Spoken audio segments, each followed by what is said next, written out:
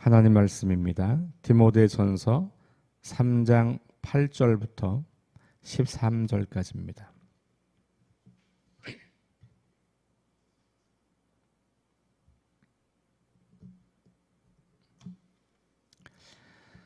(3장 8절부터 13절) 말씀까지 우리 함께 말씀을 봉독합니다.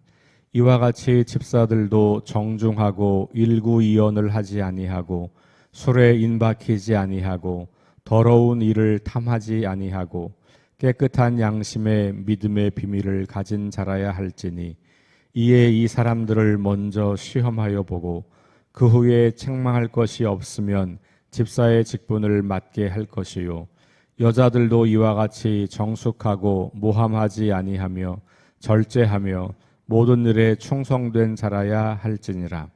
집사들은 한 아내의 남편이 되어 자녀와 자기 집을 잘 다스리는 자일지니, 집사의 직분을 잘한 자들은 아름다운 지위와 그리스도 예수 안에 있는 믿음에 큰 담력을 얻느니라.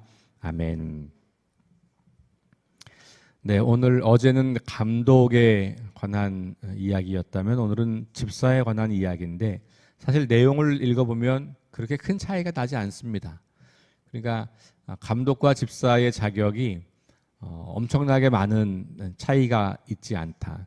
특별히 능력이나 어떤 역할이나 기능 측면보다는 성품이나 태도와 관련되어 있기 때문이라고 생각할 수 있습니다. 만약에 이것이 능력을 가지고 하는 거라면 집사와 감독의 능력 차이가 좀 많이 날 수 있겠습니다. 왜냐하면 어떤 능력을 오랫동안 발휘하면 더 잘 발달하니까 그 능력을 볼 수 있는 기준이 생길 수 있을 것 같아요.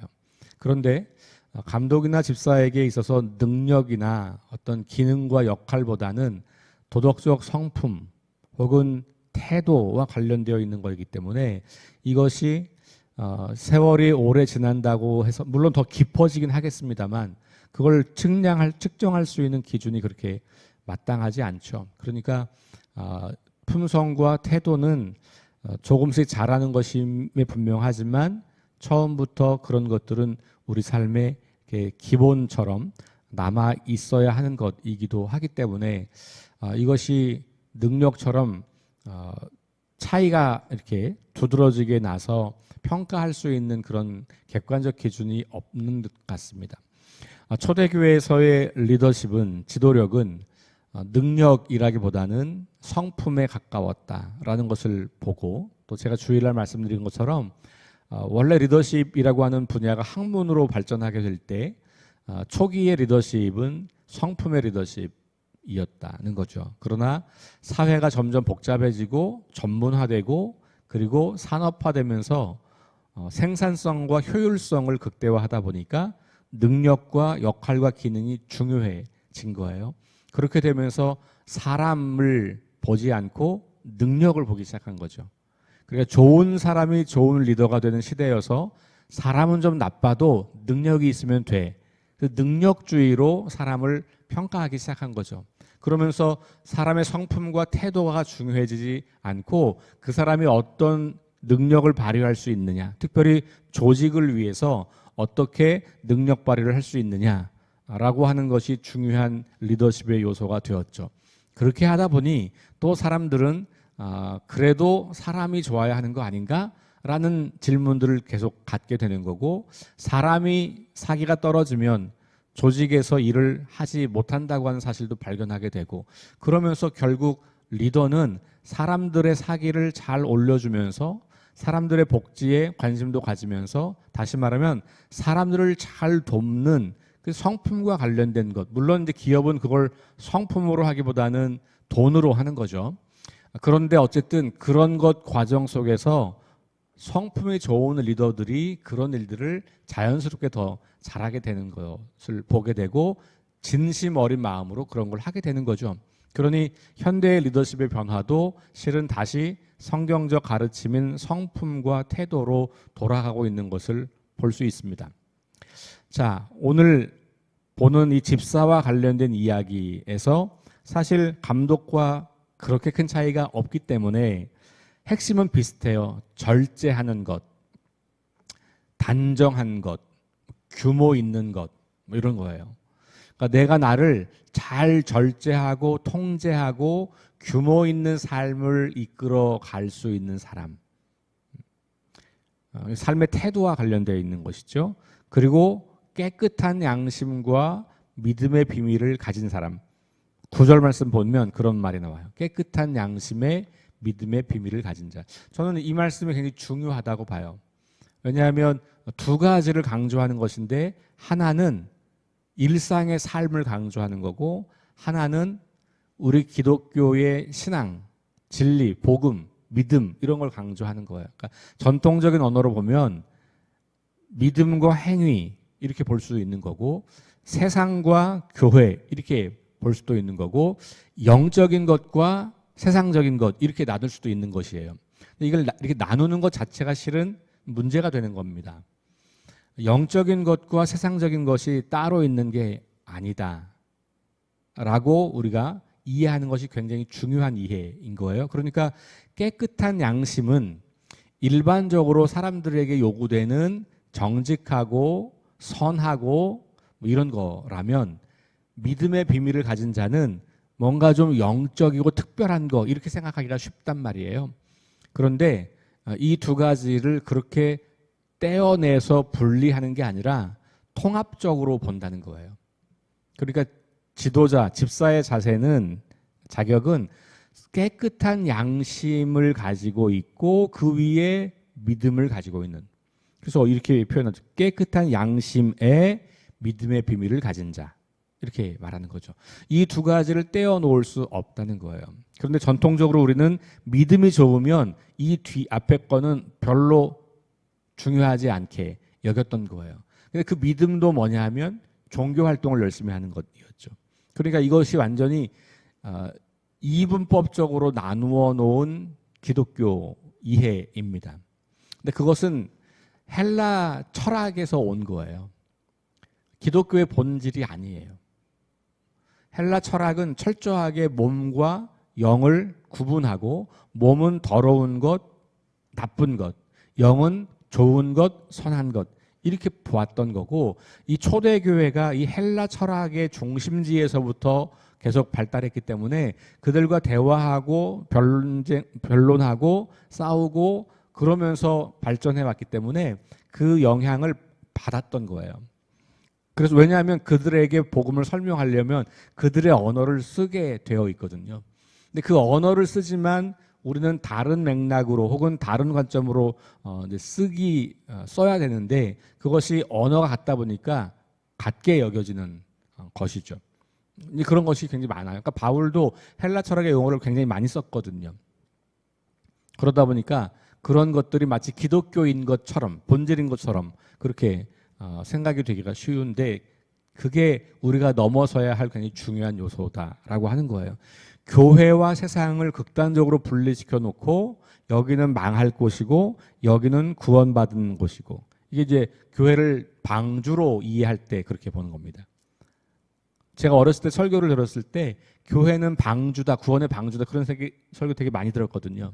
근데 그 세계관은 뭐냐면 세상은 망하는 곳이고 교회 오면 구원받는 곳이고 그러니까 이 사고 구조 속에는 세상에서는 뭔가 좋은 일이 있을 수 없고 선한 일이 있을 수 없고 방주에 타지 않은 사람들도 선한 삶의 능력이 없는 사람들이고 그러니 그런 사람들을 방주에 태워서 구원해야 된다.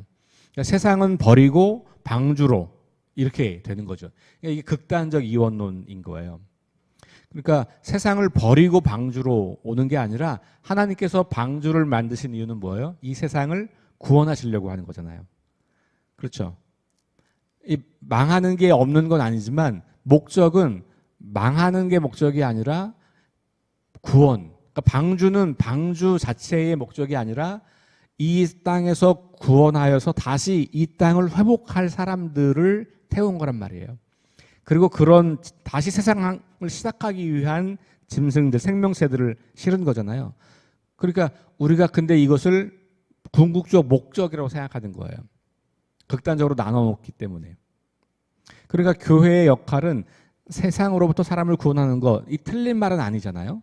맞는 말인데 그래서 어떻게 하는 거냐? 다시 세상으로 돌려보내서 세상에서 거룩한 삶을 살아서 세상을 회복시키려고 방주가 필요한 거예요. 근데 오랫동안 방주 자체가 목적이 되었고 방주에 들어오면 더 이상 세상과는 분리되어서 방주 속에서만 살아야 된다. 이걸 극단으로 몰고 가면 집단 생활하는 이단들인 거예요. 그들이 그런 논리를 끝까지 가지고 가는 거잖아요. 근데 기독교는 그 논리를 끝까지 가져가면 안 돼요. 근데 그것이 오랫동안 너무 강조되다 보니까 극단으로 간 거. 그렇기 때문에 그것이 이단이 나오게 되는 맥락이에요. 그러니까 결국 이단은 극단적으로 나누는 거예요.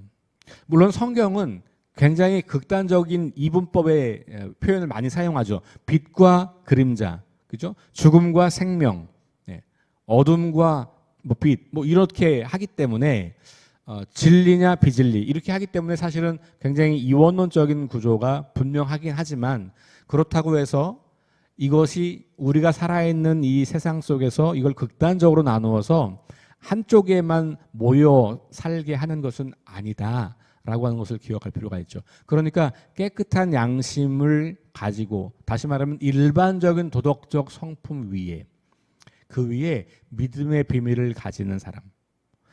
그러니까 삶은 무시되고 좀 정직하지 않아도 괜찮고 그냥 믿음만 있으면 돼. 믿음의 비밀만 가지고 있으면 돼. 이게 그 당시 거짓 교사들의 특징이었던 거예요. 삶은 아무렇게나 살면서 우리가 뭔가 신비한 비밀을 가졌어. 우리는 구원받아. 이렇게 주장했던 사람들이 영지주의라고 하는 사람들이었거든요. 그러니까 균형이라고 하는 말을 저는 매우 중요하게 여겨요. 우리 기독교에서 균형이라고 하는 말은 매우 중요합니다. 그러니까 하나님께서 우리에게 균형 있게 성장하도록 요구하신다라고 저는 믿어요.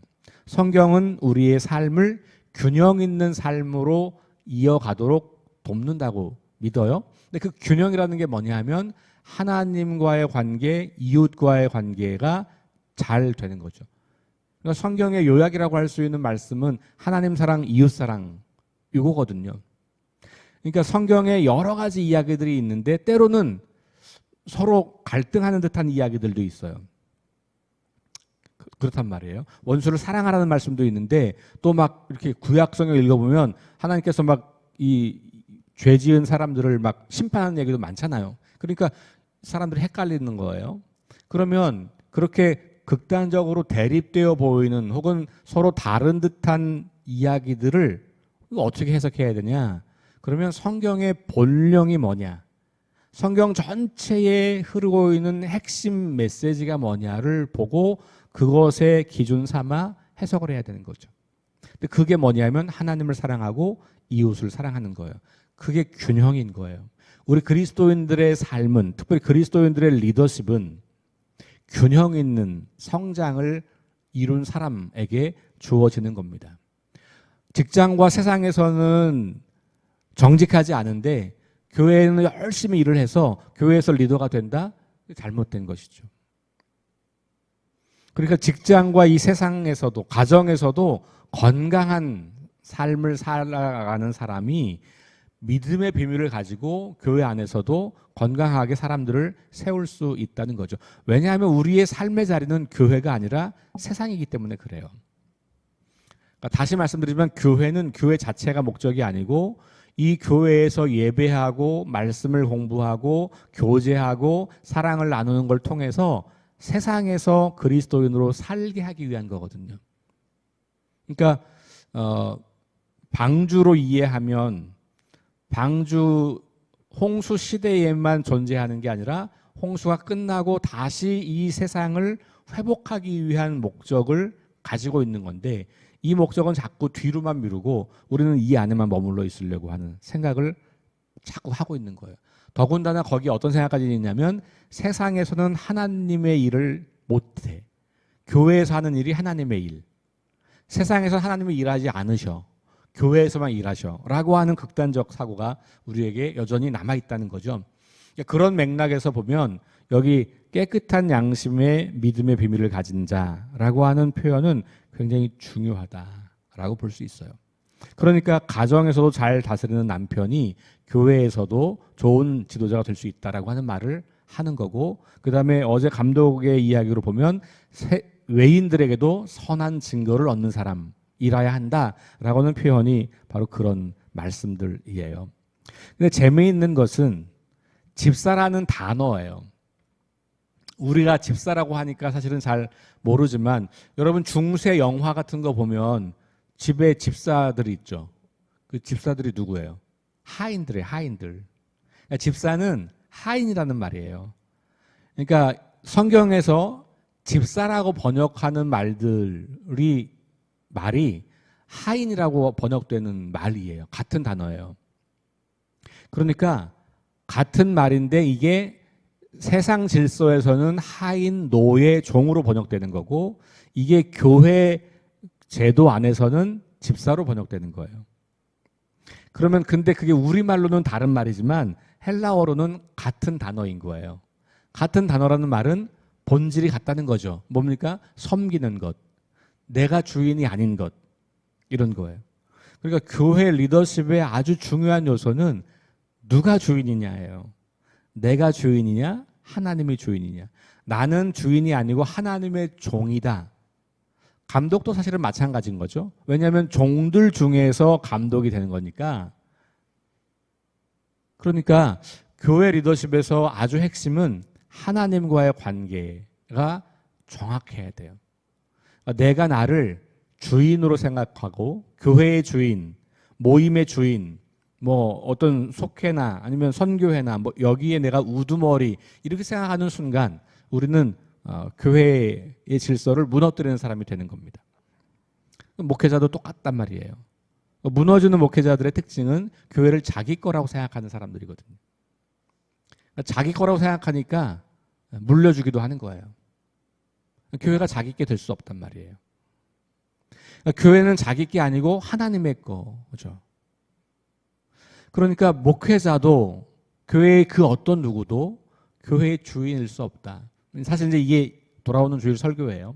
3장 15절 16절 여기 이제 오늘 읽은 말씀 뒤에 14, 15, 16 이렇게 가면 교회에 대한 이야기가 나오는데, 결국은 하나님과의 관계가 바로 섰다는 말은 하나님이 내 삶의 주인이고 교회의 주인이라고 하는 게 선명한 사람이고, 내게 주어진 일을 하나님의 마음으로 하는 거예요. 하나님의 마음으로. 내 마음대로 하면 내가 주인인 거예요. 말은 하나님이 주인이시죠. 근데 내 마음대로 해. 그럼 내가 주인인 거예요. 실제로는. 그러니까 하나님이 어디에 관심이 있는지, 하나님이 뭘 하기 원하시는지, 하나님은 이 교회를 왜 세우셨는지, 하나님은 이 교회라는 공동체를 통해서 뭘 하고 싶은 건지를 우리가 선명히 알지 못하면 좋은 리더가 될 수 없다는 것이죠. 그러니 리더는 끊임없이 말씀을 계속 묵상하는 일이 필수적인 일인 거예요.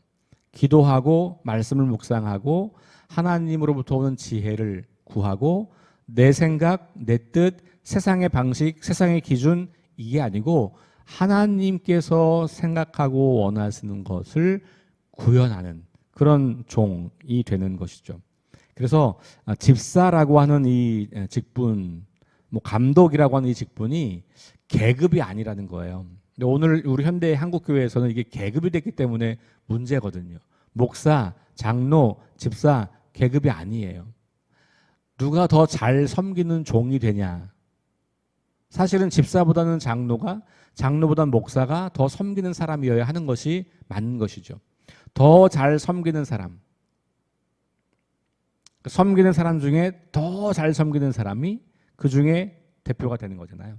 그러니까 종이 많은 집들에서는 그 종들을 관리하는 종이 있잖아요. 그죠? 이건 이제 종 중에서는 높은 사람이잖아요.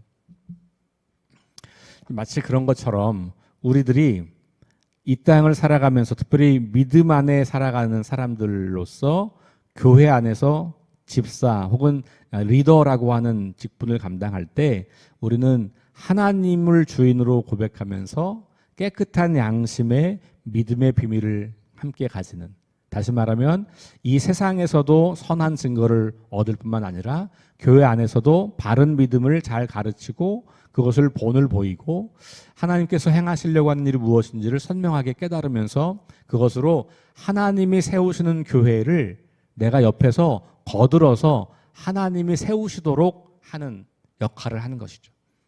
내가 교회를 세우는 게 아니에요. 하나님이 교회를 세워 가시는 건데 내가 그 옆에서 심부름하는 것이죠. 그러려고 하니까 하나님 말씀을 듣는 것이 필요한 거예요. 내가 교회를 세우는 거라면 하나님 말씀 들을 필요 없잖아요. 내가 생각하고 계획하고 구상하고 어디 가서 배워서 그렇죠? 어떤 조직을 훌륭하게 운영하는 어떤 조직체에 가서 배워서 세상의 리더십을 배워서 할 수 있는 건데 그게 아니고 하나님의 교회이기 때문에 하나님의 뜻이 어디 있는가를 분별하는 것이죠. 그리고 그 뜻을 따라서 교회를 세워가는 것. 그런데 그것의 아주 중요한 기본이 내가 어떤 사람이냐에 있다는 거예요. 그러니까 도덕적 성품이나 태도라고 하는 말은 다른 말로 말하면 나는 어떤 존재이고 어떤 사람인가. 그러니까 무엇을 하는 것보다 더 중요한 것은 내가 어떤 존재인가에 집중하고 자기를 잘 만들어가는 것에 굉장히 많은 관심을 가져야 되는 거예요. 역할을 감당하는 것 중요하지만 그 이상으로 내가 어떤 존재로서 역할을 감당하는가. 그것을 이 감독이나 집사의 자격에 대해서 말하고 있는 본문의 소리가 배워가는 것이죠. 13절 말씀 보면 마지막 집사의 직분을 잘하는 자들은 아름다운 지위와 그리스도 예수 안에 있는 믿음의 큰 담력을 얻는다. 여기 지위라고 하는 말이 나와서 또 우리가 혼란하겠지만 이게 계급이 아니다라고 하는 거죠. 아름다운 어떤 것들을 누리게 된다라고 하는 것이어서 이것은 하나님께서 이 직분을 잘한 자들에게 주시는 은총 혹은 복 이런 것이라고 우리가 생각해 볼 수 있는 것이죠. 그리고 믿음이 점점 더 자라가는 거죠. 여기 믿음의 큰 담력을 얻었다라고 하는 말은 믿음이 점점 더 자라서 더 견고해지고 확고해진다라고 하는 표현일 수 있습니다. 저와 여러분들이 우리 어제와 오늘 감독과 집사의 자격을 바라보면서 이거는 특별한 사람들만 이렇게 생각하지 말고 교회 안에 있는 모든 사람들이 이런 리더로 성장해야 하고 그런 리더들이 교회를 건강하게 세워가야 한다는 것을 기억하면서 또 우리 교회가 다음 세대를 키우고 사람들을 키울 때 이런 리더로 키워야 한다는 것을 기억하면서 나 자신을 조금 점검해 보시고 그리고 내가 하나님의 종으로서 이 역할을 받아들이고 있는 것인지 내가 하나님의 종으로서 교회를 세우려고 하는 것인지 하나님은 일과 과업보다 사람에게 관심이 있는데 나는 너무 일과 과업에만 관심이 있는 건 아닌지 등등을 고려하시면서 성경이 말하는 좋은 리더가 우리 교회에 있는 성도들, 리더들이 될 수 있기를 주의 이름으로 축원합니다. 기도하겠습니다. 하나님, 오늘 우리 집사의 자격에 대한 이야기를 나누면서 특별히 깨끗한 양심의 믿음의 비밀을 가진 자라고 하는 말씀을 중심으로 균형 있는 영적 리더의 모습을 살펴보았습니다.